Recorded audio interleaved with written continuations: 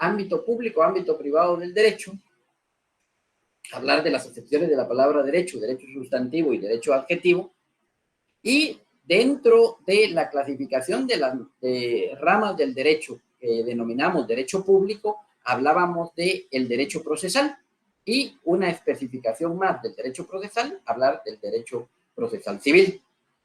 Cuando hablábamos en relación a el derecho procesal, decíamos que prácticamente habían tres elementos, tres instituciones jurídicas que eran la columna vertebral del derecho procesal. Hablábamos entonces que era la acción, la jurisdicción y el proceso.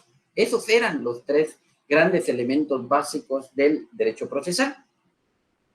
Y entonces, en la clase anterior, habíamos comenzado a hablar de los tres elementos que constituyen el derecho procesal. Habíamos comenzado a hablar del tema propio del derecho, que los tres elementos fundamentales del derecho procesal era eso, la acción, la jurisdicción y el proceso.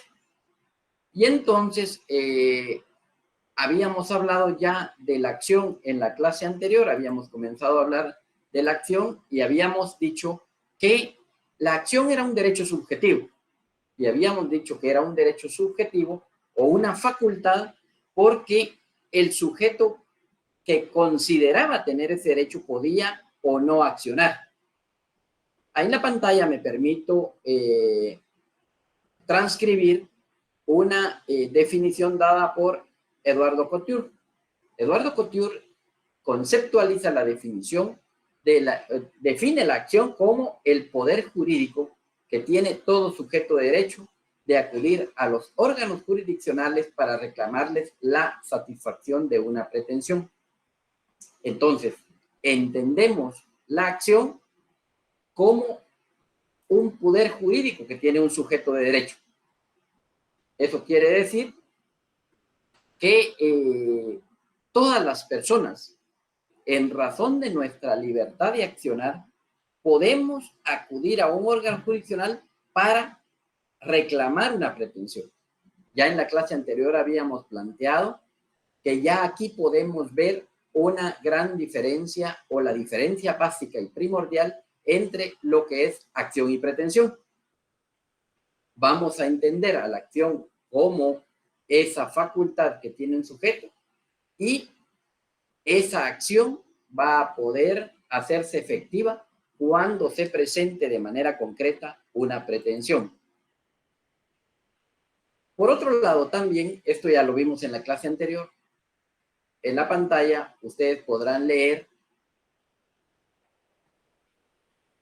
describo otra definición de acción, la cual es citada por nuestro maestro y catedrático de la facultad, en paz descanse, el jurista Mauro Roderico Chacón, quien en su texto de Derecho Procesal Civil citaba a Hernando David Echandía. Y en ese sentido, Hernando Davis define la acción como el derecho público, cívico, subjetivo, abstracto y autónomo que tiene toda persona natural o jurídica. Todas estas definiciones que da de acción el señor David Echandía plantea la acción como un derecho público. Plantea un derecho público porque es un derecho que tiene toda persona. Cívico porque en determinado momento este derecho de accionar surge producto de el poder ciudadano que tenemos. Subjetivo porque, ya lo hemos platicado en reiteradas ocasiones, porque es un poder intrínseco que tiene la persona que lo puede hacer uso o no. Esto conlleva a la vez lo que es lo abstracto. Abstracto porque el derecho de accionar se materializa a través de una pretensión. Y autónomo porque es un poder que surge de la autonomía de la voluntad de una persona. Entonces, vamos a entender la acción con todos esos adjetivos que plantea que cuando cita el concepto el doctor Mauro Roderico Chacón Corao. Este derecho tiene toda persona natural o jurídica. ¿Por qué? Porque el derecho de accionar lo tienen tanto las personas individuales como las personas jurídicas colectivas. Y este derecho de accionar busca obtener la aplicación de la jurisdicción del Estado a un caso concreto mediante una sentencia. Esto quiere decir que a través de nuestro derecho de accionar, nosotros vamos a poder plantear ante un órgano jurisdiccional una pretensión concreta. Y esa pretensión, que como lo hablábamos en la clase anterior, va a ir inmersa dentro de una demanda, esa pretensión lo que busca es que el Estado, a través de un juez, basado en la jurisdicción que tiene ese juez, pues pueda resolver el conflicto que vamos a plantear dentro de un proceso. Entonces, eso quiere decir la acción de manera general. Es el derecho subjetivo, abstracto y autónomo, público y cívico que tiene toda persona, a través de la cual, a través de una demanda, voy a poder plantear una pretensión en un órgano jurisdiccional para que se resuelva en un proceso a través de una resolución que se llama sentencia y que a través de esa sentencia pues se pueda resolver el conflicto que pongo a disposición de un juez. En la clase anterior también hablábamos de que esa acción contiene básicamente 3 elementos. Ahora, si ustedes se han dado cuenta, estoy dando un repaso de la clase anterior para poder hablar ya de la pretensión propiamente dicho, que sí fue un punto que no se abordó en la clase anterior.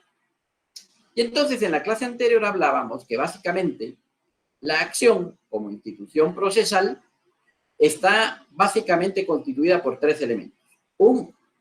El elemento activo o un sujeto activo, que es a quien le corresponde el derecho de obrar, que es lo que le decíamos en la clase anterior, puede tener diversas denominaciones dentro del, dependiendo del tipo de juicio que vayamos a tener, pero básicamente él va a tener la denominación de actor, porque ya lo decíamos, que este sujeto activo, que es el que le corresponde el derecho de obrar, en un determinado tipo de proceso, hablemos de los procesos ejecutivos, se va a llamar ejecutante, pero de manera general es actor. Nancy Pedrosa nos levanta la mano. Buenas tardes, licenciado. Fíjese que ya no está compartiendo la presentación.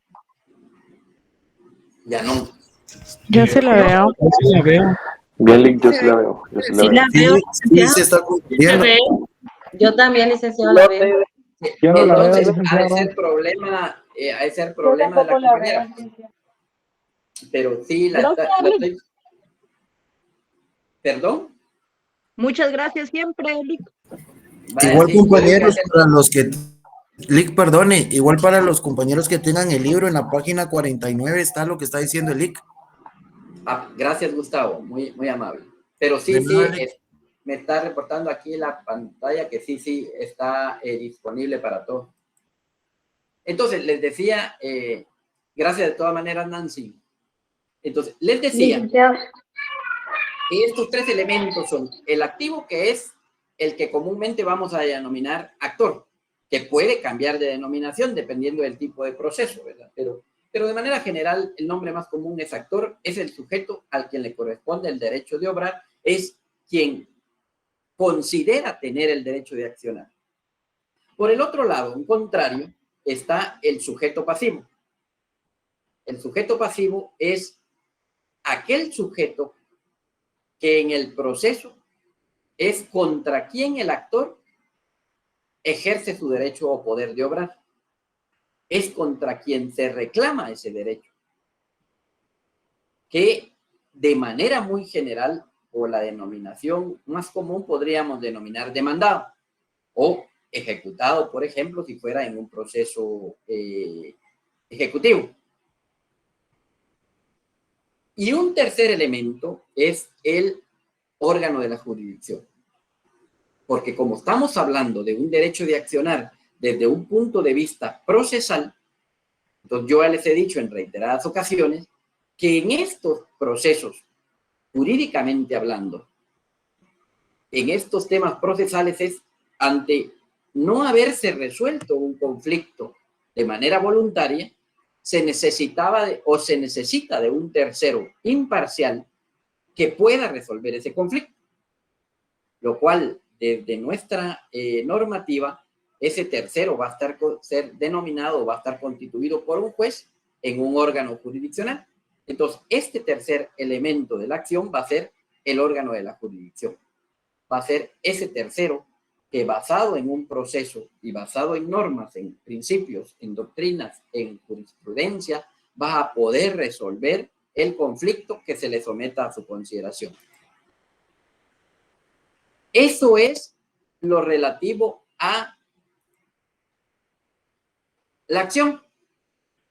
Pero en la clase anterior hablábamos de que el derecho de accionar subjetivo, abstracto, es lo que denominamos acción.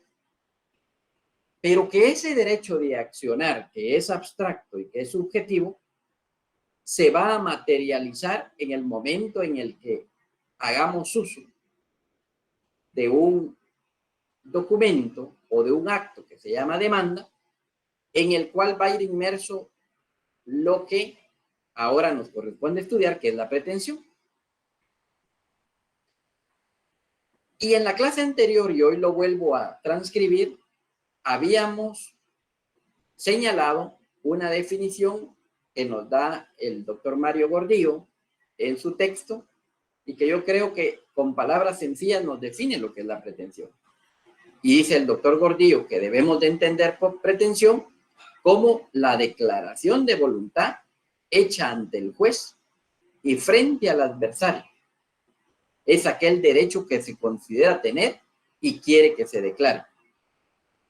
Entonces, hablábamos como acción un derecho abstracto que considero tener, pero que una vez no declare ese derecho de manera concreta, de manera objetiva, ese derecho de accionar queda en la subjetividad. Sin embargo, cuando ese derecho de accionar lo materializo y declaro la voluntad ante el juez y frente al adversario a través de una demanda, ese derecho de accionar que era subjetivo se convierte en algo objetivo, en algo concreto, y eso es lo que denominamos pretensión. Entonces, la pretensión, en palabras sencillas, consiste en esa materialización que tenemos del derecho de accionar y que se hace básicamente ya concreto a través del nuestro, en el caso de lo civil, a través de nuestro memorial de demanda, porque ya lo veíamos que un compañero tenía una intervención en la clase anterior en donde él decía que la forma en la que planteamos nuestro derecho a accionar tiene denominación diferente dependiendo del ramo del derecho. Y él decía, en el derecho penal, nosotros hablamos de la denuncia o de la querella, ¿cómo se llama en el derecho civil? Y entonces yo le decía que efectivamente la forma en la cómo vamos a concretizar nuestro derecho de acción y en el cual vamos a llevar nuestra pretensión ante el órgano jurisdiccional, en el caso del derecho civil, le decía yo al compañero, ustedes recordarán, se denominaba a través de el documento y acto que se llama demanda. Y ojo, y dije documento y dije acto. ¿Por qué? Porque ese concepto o definición de demanda, vamos a entender demanda desde como el documento, en sí la demanda es el documento, pero también demanda es, procesalmente hablando, ese accionar o esa pretensión que estamos concretizando, es a través de la demanda. Y entonces les señalaba o les indicaba yo en la clase anterior que el artículo 61 del Código Procesal Civil y Mercantil nos estipulaba los requisitos de que debía contener ese escrito inicial. Así dice el artículo 61, escrito inicial, que comúnmente le llamamos nosotros demanda. Y es a través de la demanda donde nosotros vamos a expresar de manera clara y precisa, son dos términos que señala el artículo 61, de manera clara y precisa vamos a dar a conocer al juez nuestra pretensión. Es eso la pretensión. Al igual que la acción, la pretensión también tiene sus elementos. Y entonces, los elementos de la pretensión básicamente los podemos dividir en dos grandes grupos. En elementos subjetivos y en elementos objetivos. Cuando hablamos de los elementos subjetivos, y ojo compañeros, siempre que ustedes escuchen en derecho elementos subjetivos, ese elemento subjetivo, cuando hablamos de elementos, siempre va a hacer referencia a personas. Ese es un aspecto que yo creo que es bien importante que lo entendamos y como para ir aprendiendo, ¿verdad? Cada vez que hablamos de elementos subjetivos en cualquier rama del derecho, nosotros vamos a ir haciendo referencia a personas. Y entonces, en los elementos subjetivos de la pretensión, ahorita estoy hablando para los que tienen el texto en la página 52 del texto que yo señalaba como guía del licenciado Mario Gordillo.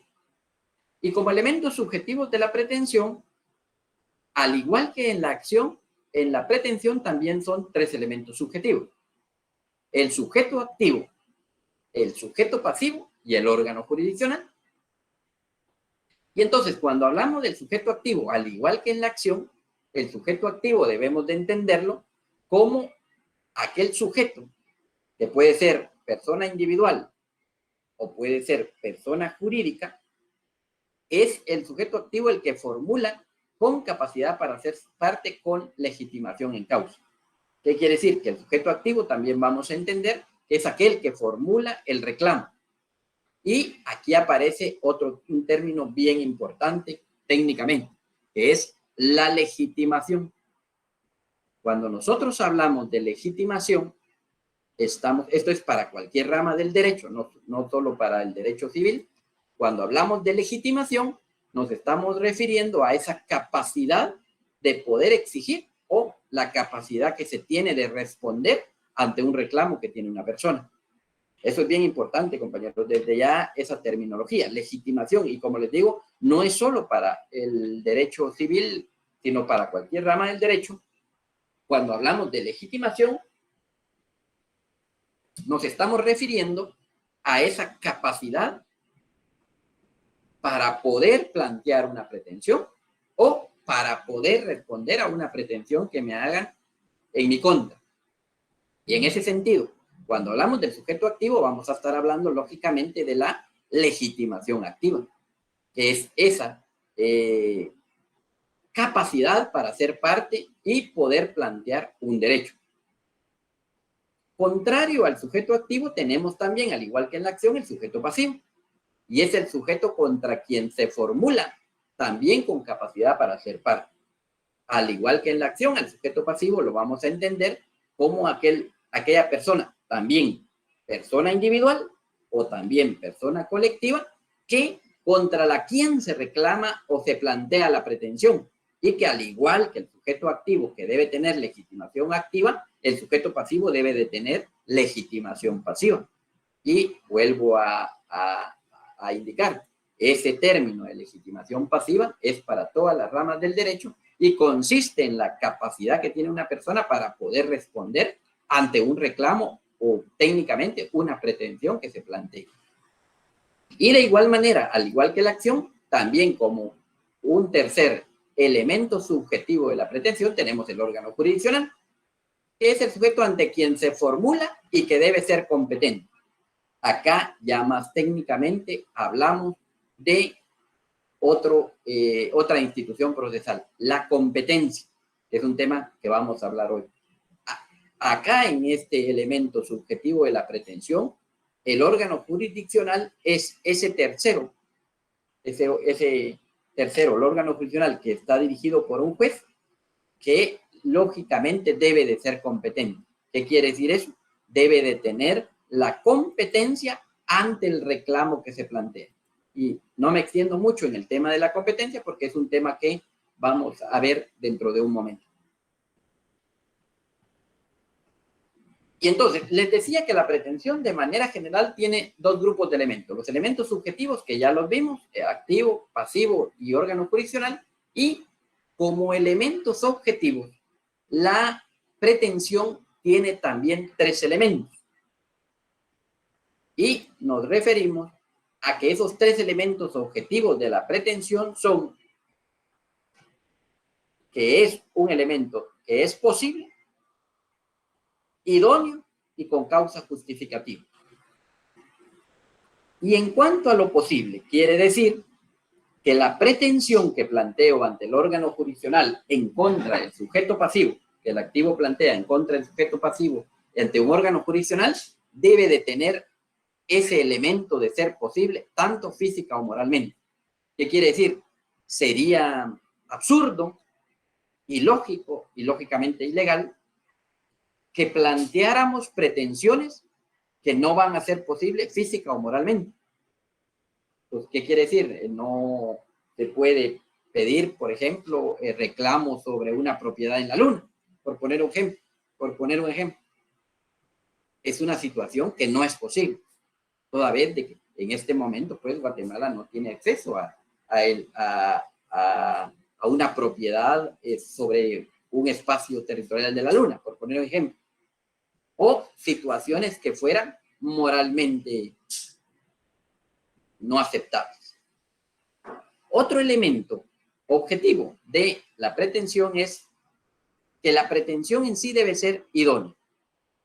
Esa idoneidad lo que busca es la eficacia del resultado del proceso que se va a plantear. ¿Qué quiere decir eso? Quiere decir que lo idóneo busca que para que sea eficaz deberá deducirse en el proceso establecido. Una pretensión deducida en un proceso no apto es ineficaz. ¿Qué quiere decir? Que cada uno de los procesos civiles tiene las materias específicas donde pueden plantearse de tal cuenta que obtengamos una respuesta eficaz. Quiere decir que la pretensión que vamos a plantear ante un órgano jurisdiccional a través de nuestra demanda, para que sea eficaz, debe esa pretensión plantearse en el proceso que está debidamente establecido en la ley.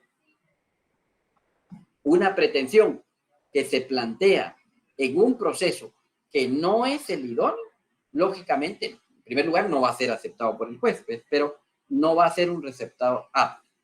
Y el ejemplo que planteamos ahí es, por ejemplo, promover un juicio de desocupación en un juicio ordinario. ¿Por qué? Porque nosotros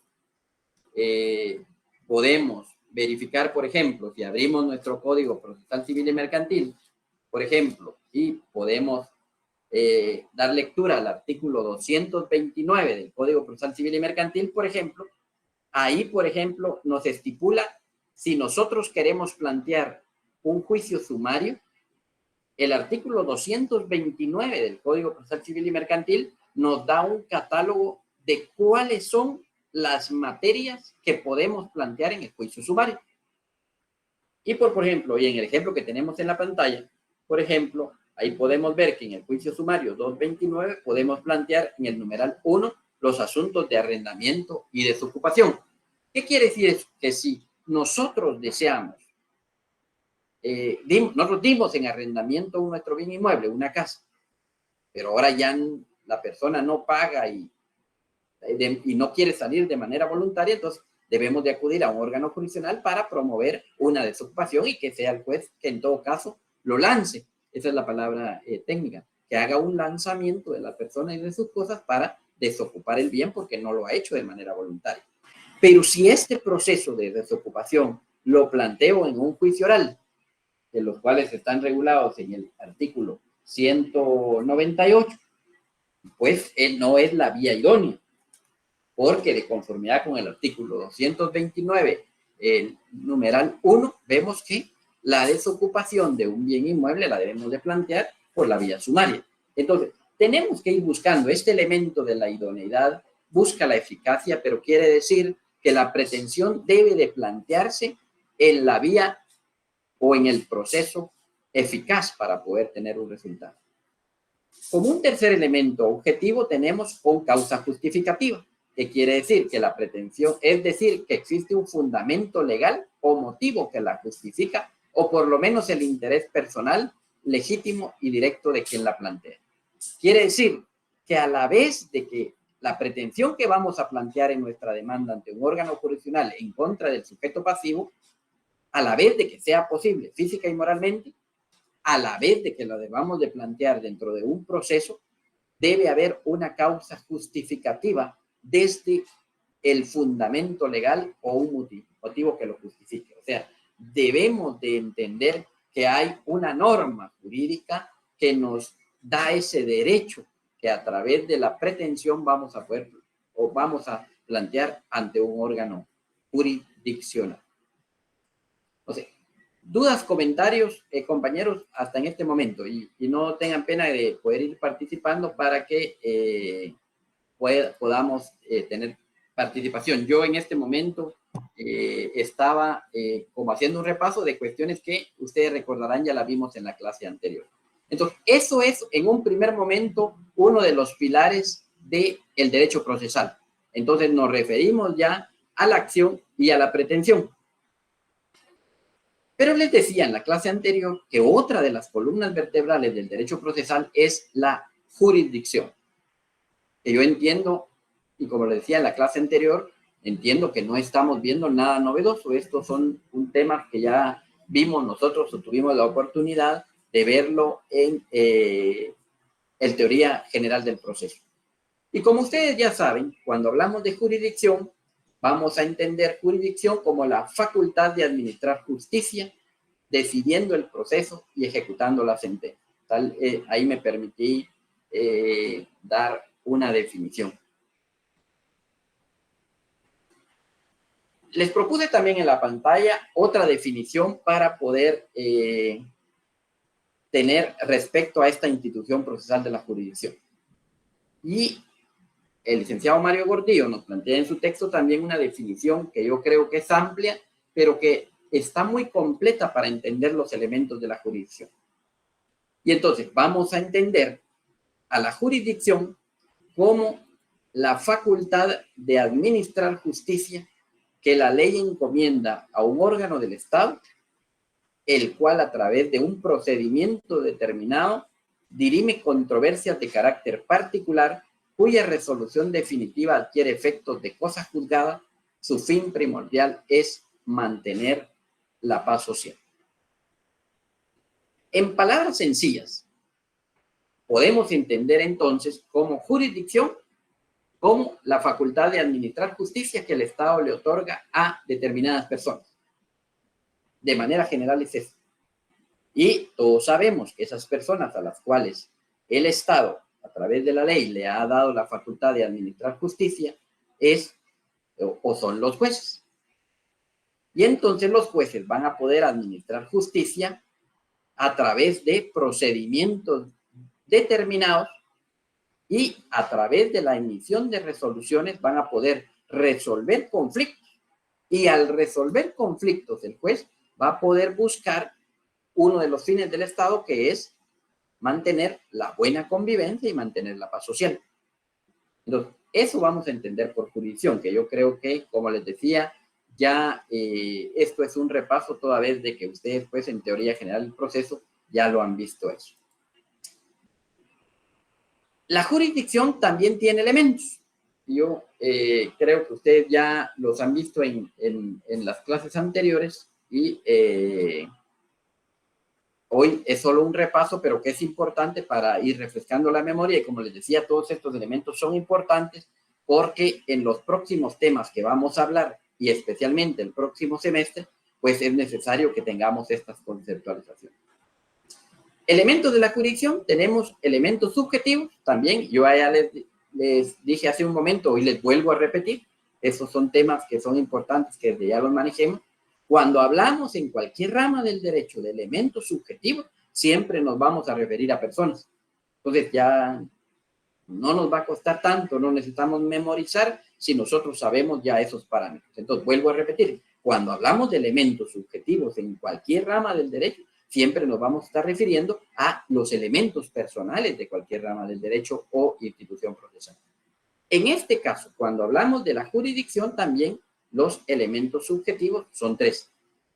El juez, que es el que tiene la jurisdicción por delegación del Estado, las partes procesales y los terceros. Entonces ya sabemos que el juez es el que tiene jurisdicción porque es el que tiene la facultad de administrar justicia. Es el juez, ¿verdad?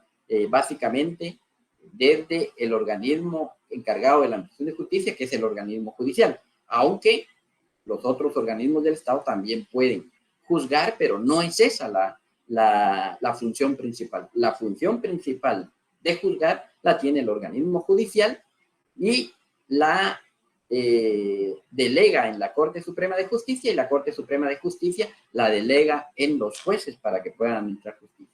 El segundo elemento son las partes, que básicamente en todo proceso siempre van a haber mínimo dos partes. Un sujeto activo y un sujeto pasivo, siempre. Pueden haber más, pero mínimo siempre van a haber dos partes procesales.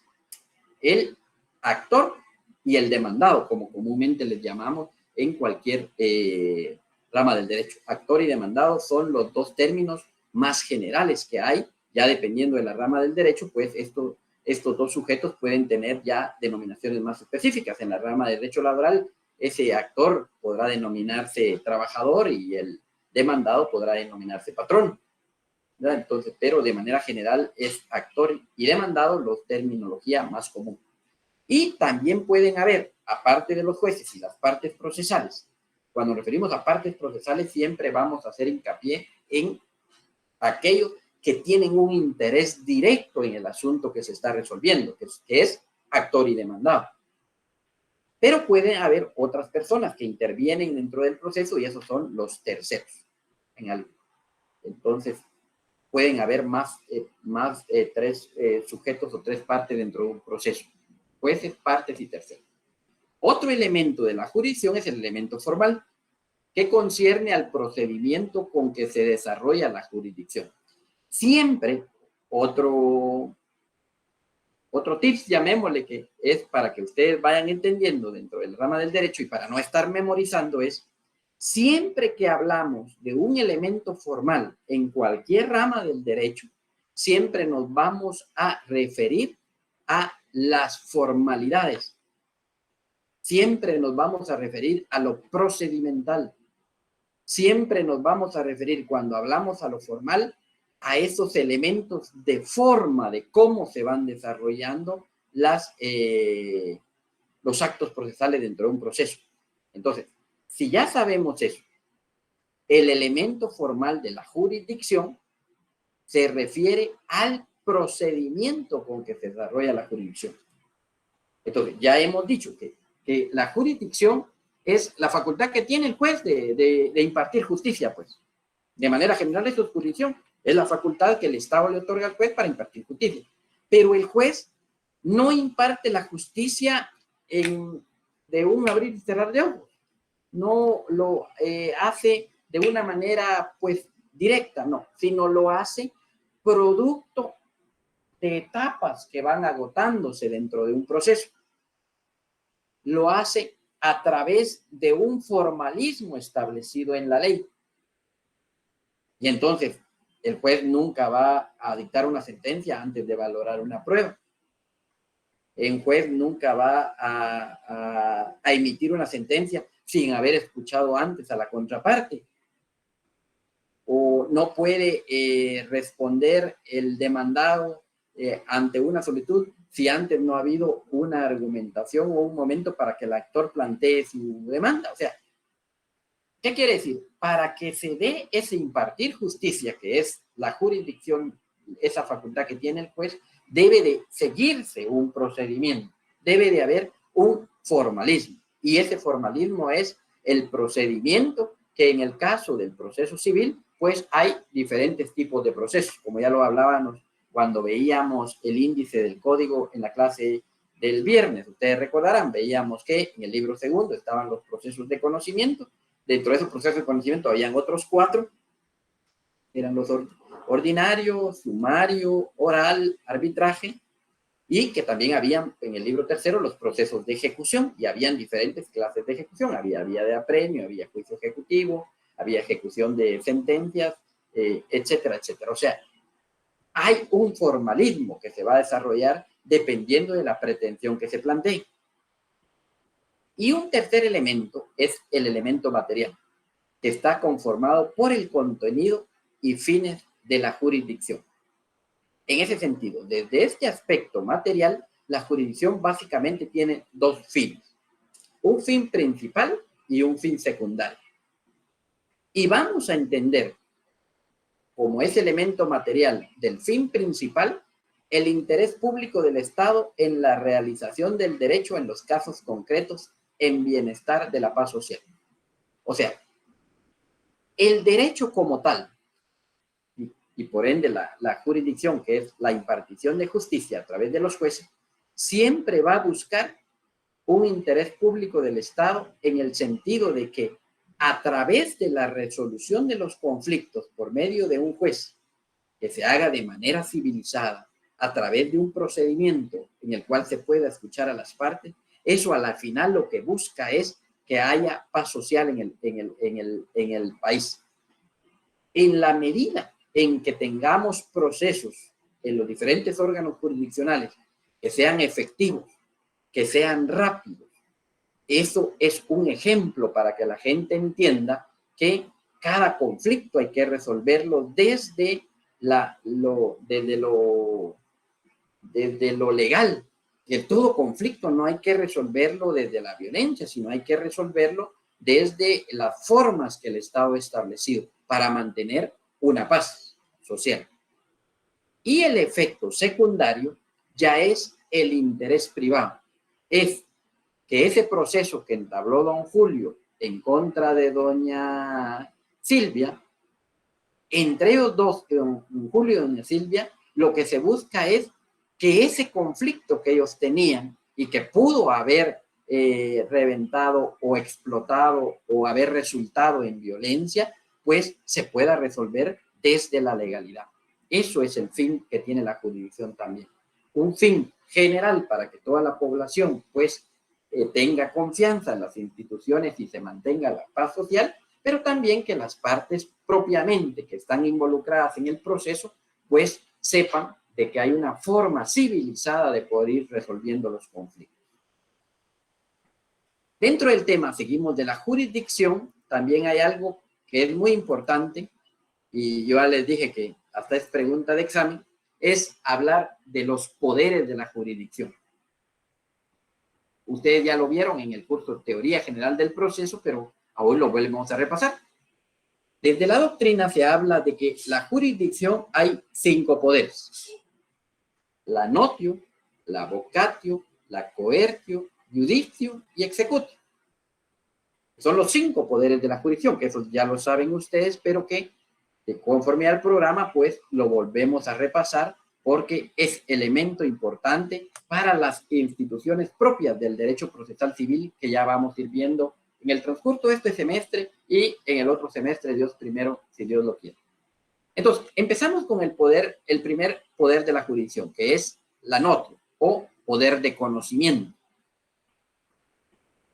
Y este poder de la jurisdicción, ustedes ya lo saben, consiste en que los órganos jurisdiccionales están facultados para conocer de los conflictos sometidos a él.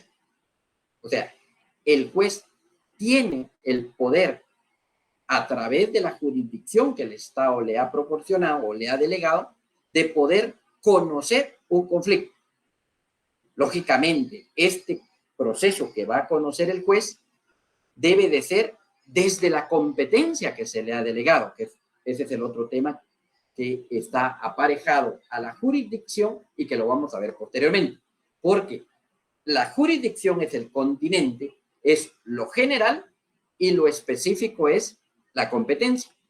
Entonces, cuando entendemos el poder de la jurisdicción, vamos a poder entender la notio como el poder de conocimiento. El juez está facultado para conocer de los procesos que desde su competencia se le hayan delegado.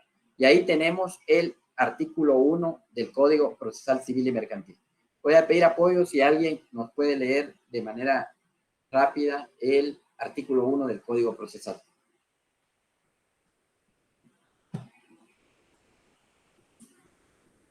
¿Le ayudó, licenciado? Por favor. Artículo 1. Jurisdicción de los jueces ordinarios. La jurisdicción civil y mercantil, salvo las disposiciones especiales de la ley, será ejercida por los jueces ordinarios de conformidad con las normas de este código. Exacto. Entonces, ese es el poder de conocer que da la jurisdicción a los jueces. Segundo poder es la vocatio o el poder de convocatoria.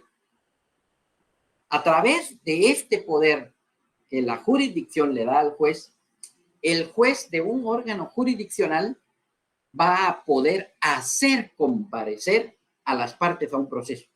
Esa es la vocatio. El juez va a tener la potestad, por ese poder que da la jurisdicción de la vocatio, de poder atraer de manera voluntaria o incluso a la fuerza, a través de otro poder que vamos a ver más adelante, de la coertio, poder citar a las partes a juicio. Eso ya, si alguien no lo pudiera leer, el artículo 111 y el 112 del Código Procesal Civil y Mercantil nos describe, es uno de los ejemplos para poder ver uno de esos poderes de la jurisdicción, el que se denomina vocatio. Alguien que nos pueda leer el artículo 111 y 112. Sí, por favor, Catherine. Término del emplazamiento. Presentada la demanda en la forma debida, el juez emplazará a los demandados, concediéndoles audiencia por 9 días comunes a todos ellos. Artículo 112. Efectos del emplazamiento. La notificación de una demanda produce los efectos siguientes. Efectos materiales. Interrumpir la prescripción, impedir que el demandado haga suyos los plazos de la cosa desde la fecha del emplazamiento si fuera condenada a entregarla. Constituir inmoral al obligado, obligar al pago de intereses legales aun cuando no haya sido pactados y hacer anulable la enajenación y gravámenes constituidos sobre la cosa objeto del proceso con posterioridad al emplazamiento, tratándose de bienes inmuebles. Este efecto solo se producirá si se hubiese anotado la demanda en el registro de la propiedad.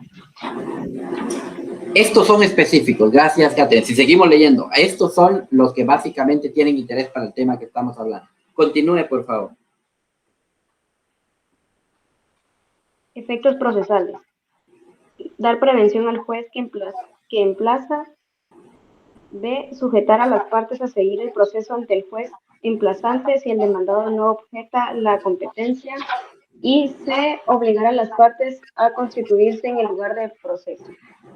Exacto. Entonces, a través de esos artículos nos da, y especialmente la literal C del segundo de los efectos procesales, ahí podemos ver que uno de los poderes de la jurisdicción, la vocatio, es esa literal C del numeral segundo de efectos procesales, obligar a las partes a constituirse en el lugar del proceso.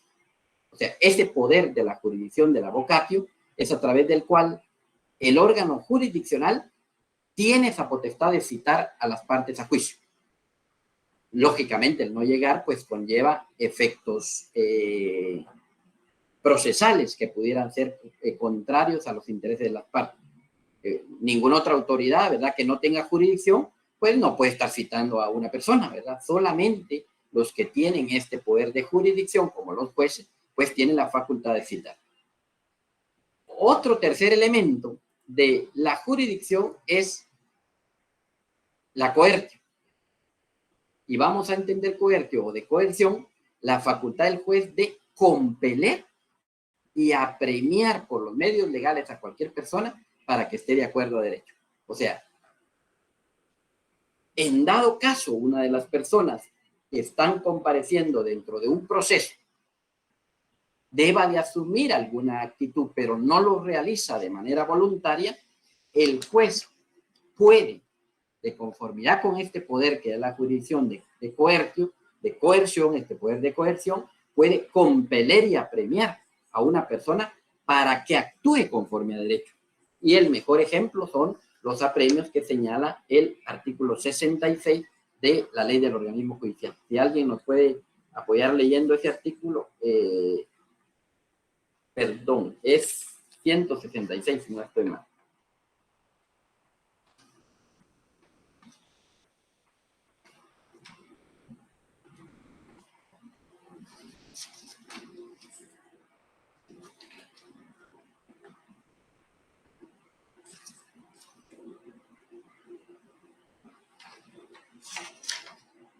El 178, perdón, alguien que no lea el 178, no es el 178, alguien que no lo pueda leer. Yo le puedo leerle, dice artículo 178 de la LOG, apremios. Los apremios son apercibimiento, multa, conducción personal, que se aplicarán según la gravedad de la infracción, salvo cuando la ley disponga otra cosa. Creo que sí estaba en el 66, Lick. Literal A, también. Ajá, la literal A. Sí. La literal A nos da los apremios de manera general y el 178 nos describe de manera específica qué apremios pudieran darse. Sí, por favor, Juan Antonio, disculpe, lo interrumpí. Sí, solo le iba a leer exactamente la literal A del 66, que dice facultades generales. Los jueces tienen la facultad de, literal A, de compeler y apremiar por los medios legales a cualquier persona para que esté a derecho. Exacto. Entonces, por ejemplo, eso es de manera general. O sea, la jurisdicción le da la facultad de compeler y apremiar a una persona. Y, por ejemplo, el 178 ya nos dice qué apremio puede hacer. Por ejemplo, el de la conducción personal, mandarlo a traer. Por ejemplo, un testigo. Propone a alguien un testigo en un proceso y no desea hacerlo, el juez puede incluso conducirlo personalmente, lo es, 178. Otro poder de la jurisdicción es la judicio, es el poder de decisión. O sea, no tendría ningún sentido que el juez pudiera tener jurisdicción si no tiene el poder de decidir, ojo, incluso en contra de lo que plantea una de las partes del proceso. Y vamos a entender la judicio o el poder de decisión como eso de que el órgano de jurisdicción tiene la facultad de decidir. Decisión con fuerza de cosa juzgada. ¿Qué quiere decir eso? Quiere decir que el juez tiene la facultad ante un conflicto que se le plantea, tiene la potestad de tomar una decisión. Y esa decisión puede adquirir la calidad de o el estatus jurídico de cosa juzgada. No sé, alguien que nos explique a qué se refiere cosa juzgada, el término cosa juzgada.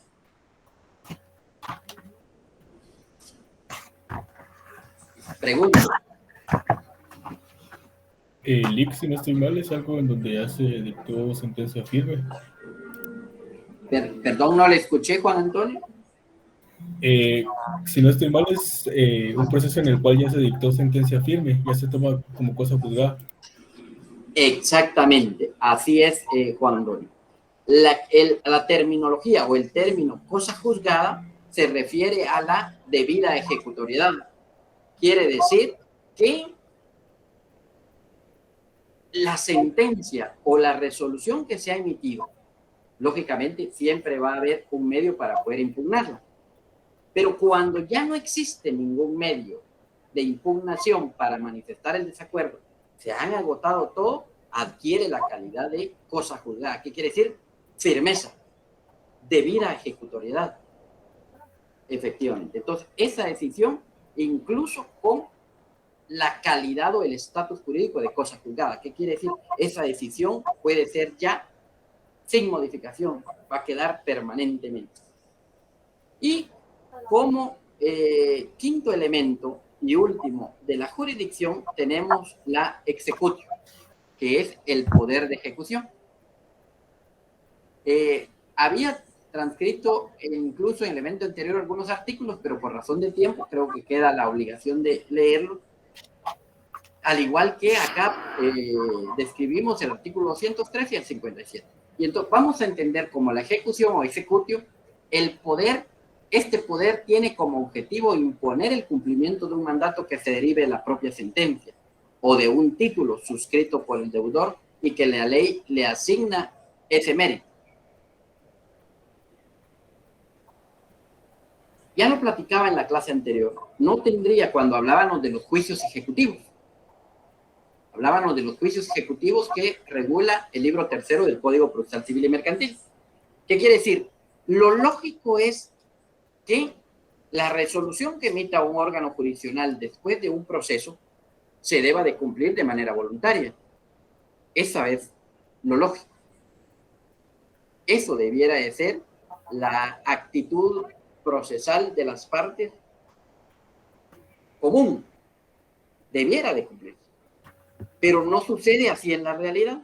Muchas veces el fallo, no obstante de que ya tiene la calidad de cosa juzgada o está debidamente ejecutoriado, que como decía Juan Antonio, ya no hay más recursos que plantear, no obstante que ya está debidamente ejecutoriado, que tiene esa calidad de cosa juzgada, las partes no lo cumplen de manera voluntaria. Y entonces se requiere otro elemento de esa jurisdicción, es que se busque el cumplimiento aún en contra de la voluntad del sujeto que era obligado. Y ese es el poder de la executio o el poder de la ejecución. No tendría ningún sentido que hubiese un fallo o una resolución emitido por el juez si no hubiese una forma de cómo cumplirlo, incluso en contra de la voluntad. Entonces, ese es el quinto elemento. Y entonces yo les decía que cuando hablamos de la jurisdicción estamos hablando de el continente, de lo general. ¿Qué quiere decir? Todos los jueces pueden juzgar. No hay un juez que no pueda juzgar. Pero no todos los jueces pueden juzgar en todos los ámbitos. Y entonces surge otra institución procesal que se denomina la competencia. Acá es otra institución procesal que es importante volver a recordar. La competencia. Y vamos a entender como competencia el límite de la jurisdicción. Es la medida cómo se distribuye la actividad jurisdiccional entre los diferentes órganos jurisdiccionales. Y aquí surge una frase que yo creo que ustedes habrán oído, que es muy común, es la frase que dice que todo juez tiene jurisdicción, pero no todo juez tiene competencia. No sé si alguien me pudiera explicar con sus palabras esa frase. ¿A qué nos referimos cuando decimos que todo juez tiene jurisdicción, pero no todo juez tiene competencia? Sí, por favor. Ok. Con lo que decimos que todos los jueces tienen jurisprudencia, es que todos los jueces pueden juzgar. No, disculpe que lo rectifique, Luis Pedro. Es jurisdicción, no jurisprudencia. Creo que usted se equivocó en el término. Sí, me equivoqué. Jurisdicción es que todos por favor. El Estado les dio a los jueces que les da esa facultad. Y con competencia se refiere tipo al ámbito, por ejemplo, un juez que está en lo penal no puede juzgar cosas que vienen de lo civil, pues, que cada quien en su área. En su competencia. Uh-huh. Efectivamente, así es, Luis Pedro, gracias por su intervención, así es. Todo juez tiene jurisdicción porque todos los jueces pueden juzgar, pero no todos los jueces pueden juzgar en todo. Y Luis Pedro nos ponía un ejemplo muy acertado. Un juez, por poner ejemplo un caso específico, el juez del juzgado primero de primera instancia penal, narcoactividad y delitos contra el ambiente de Guatemala, él no puede entrar a conocer un juicio referente a un trámite de juicio oral de alimentos que plantea una señora en contra de un señor. Él no tiene esa competencia para eso porque él es un juez penal. Entonces, todos los jueces tienen jurisdicción. El juez del juzgado séptimo de primera instancia de familia del departamento de Guatemala, él es juez y puede juzgar, pero él no podrá juzgar sobre el delito de robo que cometió Mario en contra de Brenda. No puede. Ahí viene la descripción de esa frase. Todos los jueces tienen jurisdicción, pero no todos los jueces tienen competencia. ¿Por qué? Porque aquí, ya con estos ejemplos, podemos entender que la jurisdicción es el todo, es el continente. Y uno de los elementos de ese continente es la competencia. Entonces, en ese sentido, ahora vamos a entender la definición. La competencia es el límite de la jurisdicción. Es la medida cómo se distribuye la actividad jurisdiccional entre los diferentes órganos jurisdiccionales. Todo juez tiene jurisdicción, pero no todo juez tiene competencia. En ese sentido, para determinar la competencia es un aspecto bien importante al inicio de cualquier proceso. Y ahí me permití citar el artículo 62, 94 y 116 de la Ley del Organismo Judicial. En razón de lo que ya argumentaba anteriormente, que todos los jueces tienen jurisdicción, pero no todos los jueces tienen competencia. En razón de eso, el primer aspecto que un juez, el primer aspecto que debe analizar un sujeto activo al momento de plantear una pretensión ante un órgano jurisdiccional es conocer y analizar la competencia. Entonces, yo debo de plantear como actor o el abogado del actor, porque es el abogado el que asesora y dirige y da la dirección procesal de cada parte. El abogado del actor, primeramente, cuando ya tiene su demanda y va a presentar esa demanda ante un órgano jurisdiccional para plantear una pretensión con base a su derecho de acción, el abogado debe, en primer término, analizar la competencia del juez ante el que va a plantear. Si ese juez es competente o no para el asunto que conlleva esa pretensión en la demanda que va a plantear. Entonces, debe ser el actor el primero el que debe hacer el análisis de la competencia. En un segundo momento, cuando se recibe la demanda que lleva una pretensión en un órgano jurisdiccional, el primer análisis lógico y legal, más legal que debe hacer el juez es estudiar si él tiene la competencia para ese asunto que se le está planteando. Lógicamente, al considerar que no tiene la competencia, pues va a rechazar la demanda que se le ha planteado. Pero es en este primer momento que actor primeramente y posteriormente el juez debe de hacer un análisis de si tiene o no competencia en el asunto. Jurisdicción sí la tiene y él tiene la capacidad de impartir justicia, pero puede ser que no tenga competencia. Entonces, dejo ahí el artículo 62, 94 y 116 como artículos para que podamos leer y analizar en casa para que podamos discutir el tema de la competencia.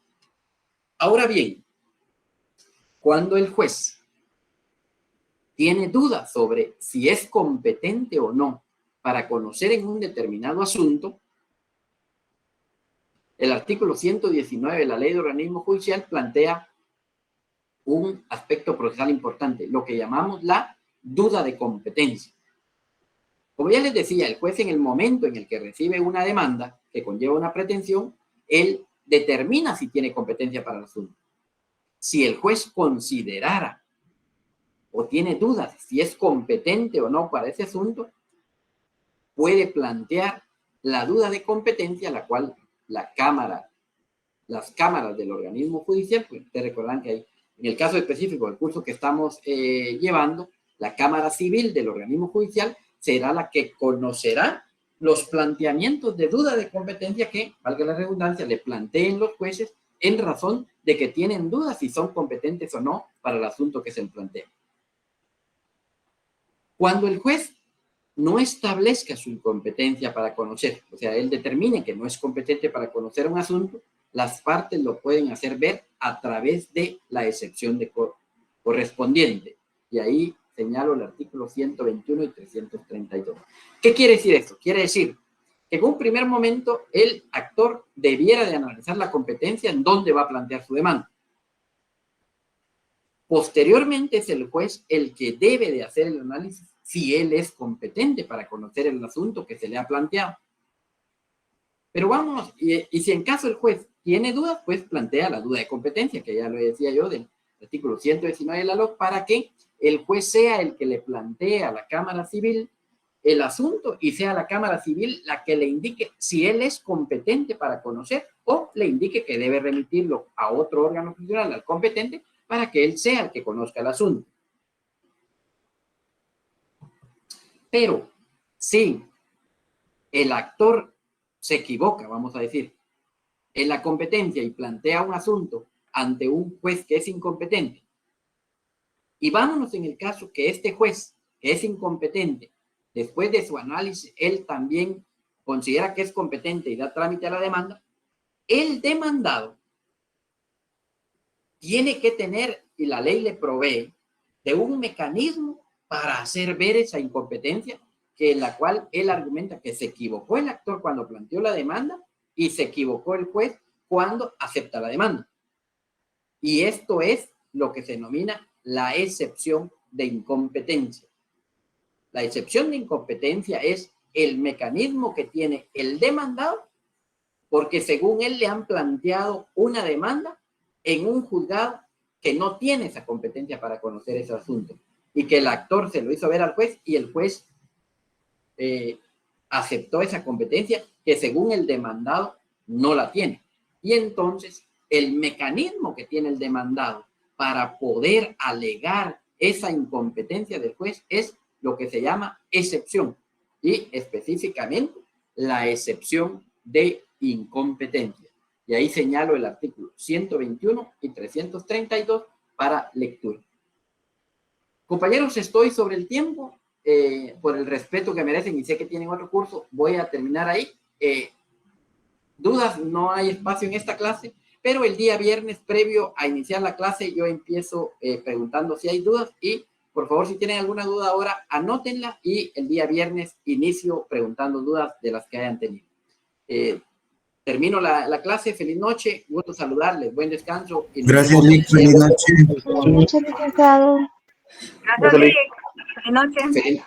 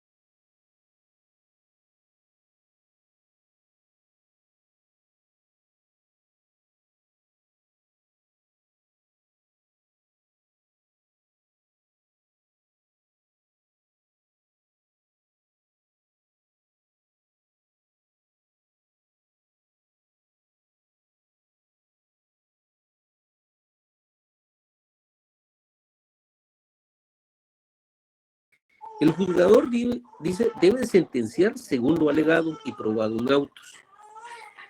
La decisión del tribunal se ha de ajustar a las pretensiones ejercitadas por las partes, ¿sí?